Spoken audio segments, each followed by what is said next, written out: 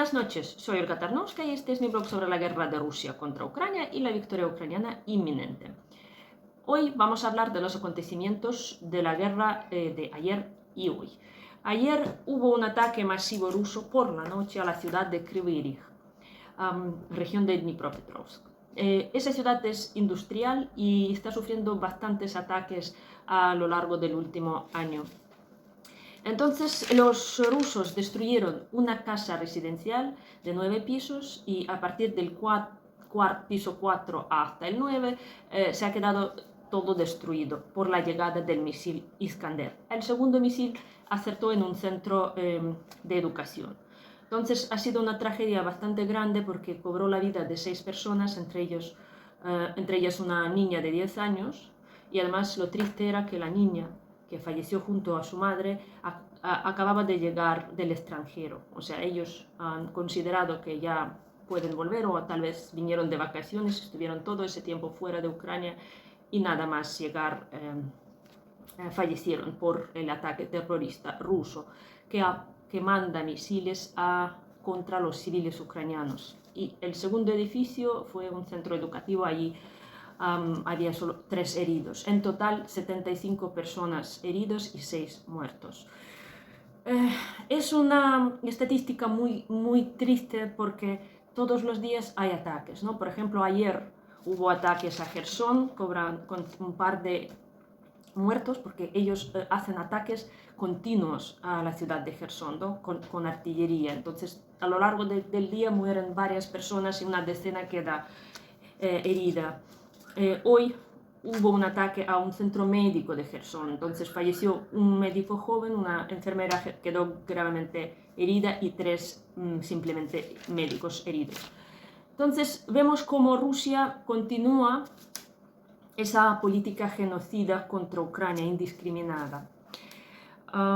En cambio, tenemos un ataque nuevo al centro de Moscú, al mismo edificio, pero al piso 21.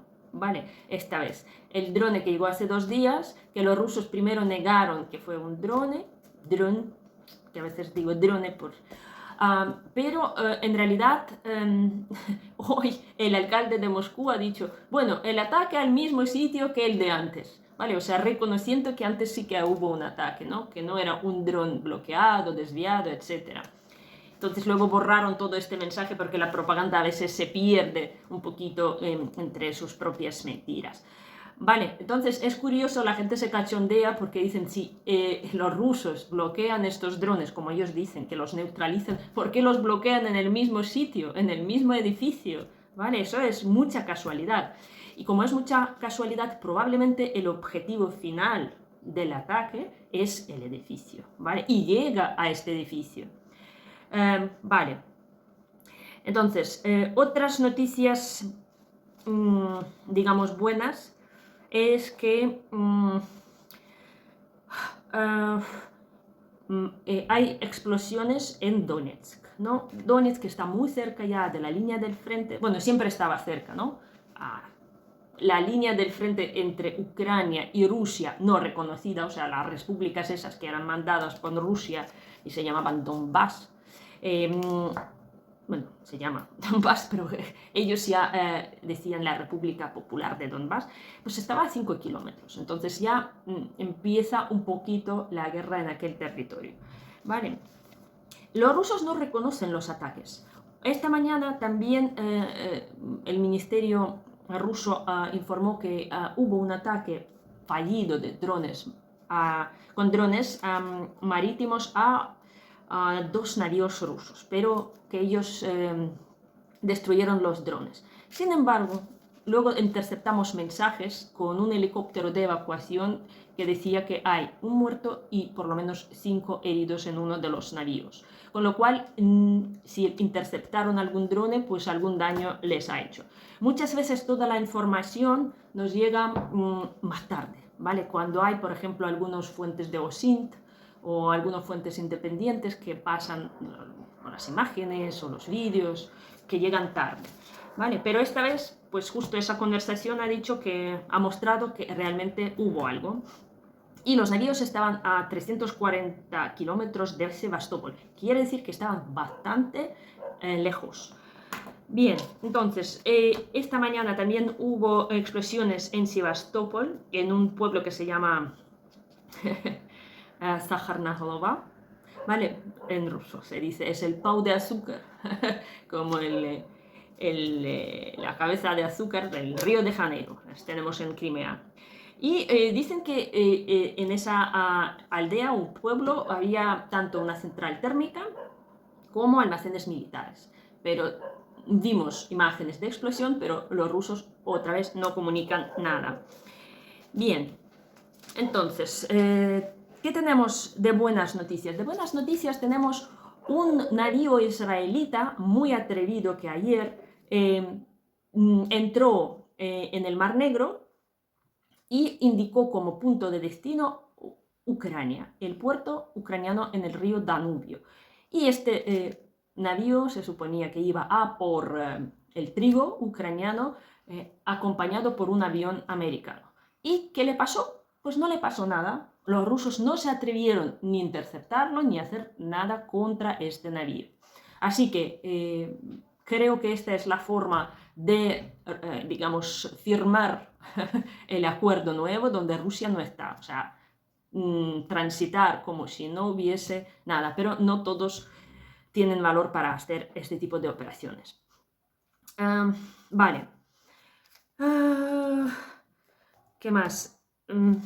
Tenemos un proyecto de suministro de misiles. Ucrania siempre está con, nosotros decimos, el hambre de proyectiles de artillería, ¿no? No hay suficientes proyectiles, no se fabrican con suficiente rapidez porque gastamos, por ejemplo, de calibre 155 milímetros, como 8.000 proyectiles al día. Y entonces tenemos que ir buscándolos en todo el mundo. Y parece que los Estados Unidos han firmado un acuerdo con Bulgaria y con Corea del Sur para suministro de esos proyectiles a Ucrania. Bien, entonces, ¿qué más? Tenemos una noticia graciosa. Siempre todos los días salen noticias graciosas.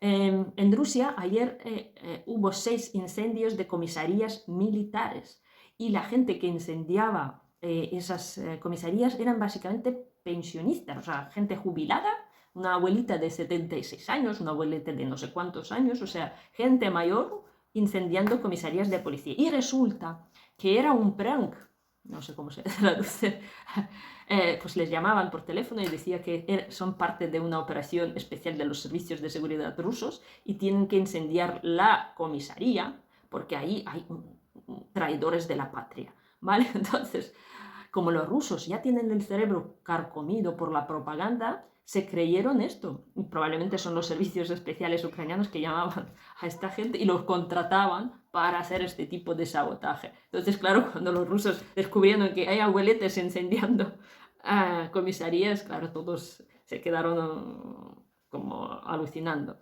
Bueno, simplemente es un hecho curioso. ¿Qué más?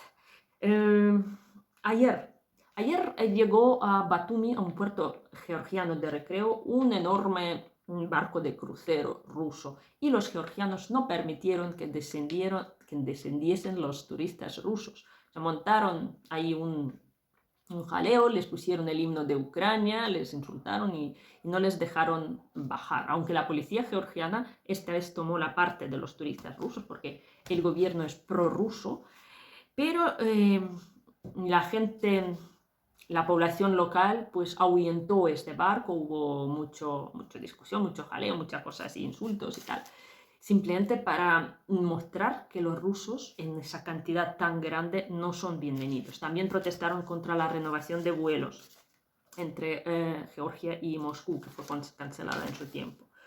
Vale.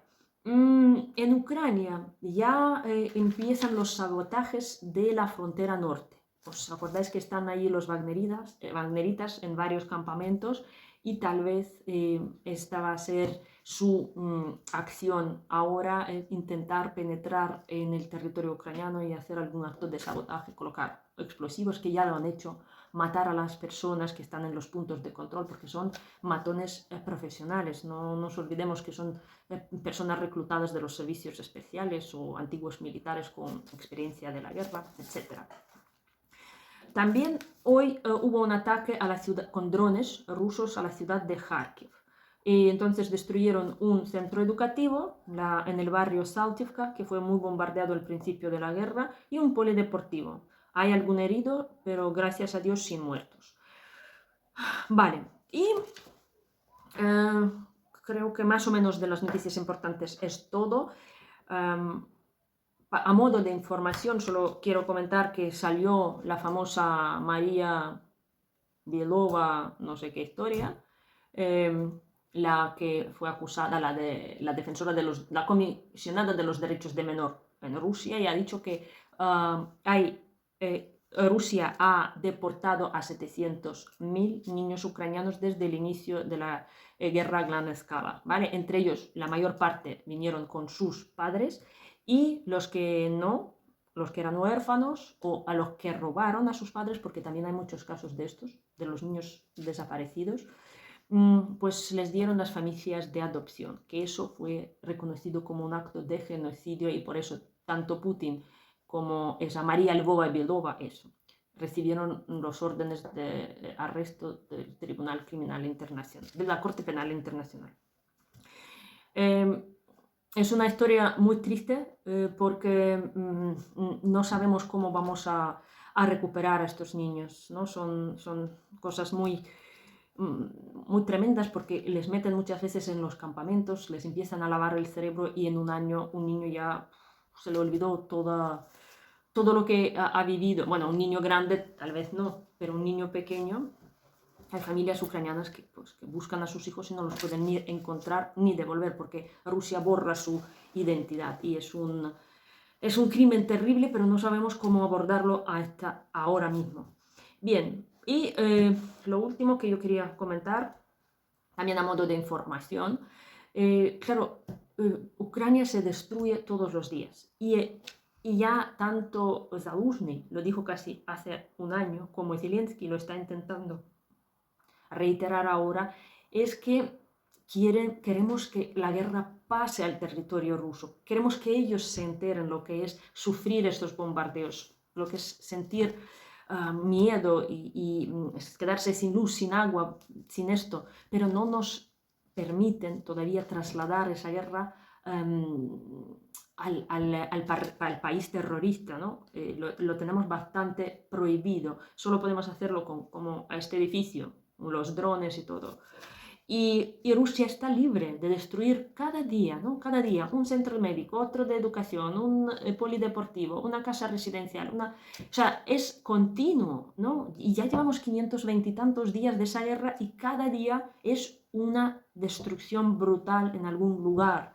Y cuando yo, claro, a mí me horroriza, porque yo sé que hay cosas irrecuperables, ¿no? Y por ejemplo, la represa de Nová Kajovka, que fue explotada, detonada por los rusos, pues se va a tardar 6 años en reconstruirse. Gente, eso quiere decir que aquella región, que era una región agrícola con su sistema de riego, se va a quedar 6 años sin posibilidad del desarrollo. Entonces Rusia no solo está matando a civiles, a militares, a todos los ucranianos, sino que destruye la capacidad de vida de Ucrania, la capacidad de existencia, ¿no? De recuperación. Ya no estamos hablando de producir armas, de tener economía o de tener esto. O sea, nos están desangrando literalmente, y es uno de los objetivos de esa guerra, ¿no? Dejar Ucrania pues sin aliento, ¿no? Porque Putin ha visto que no puede conquistarnos, pero sí que puede destruirnos,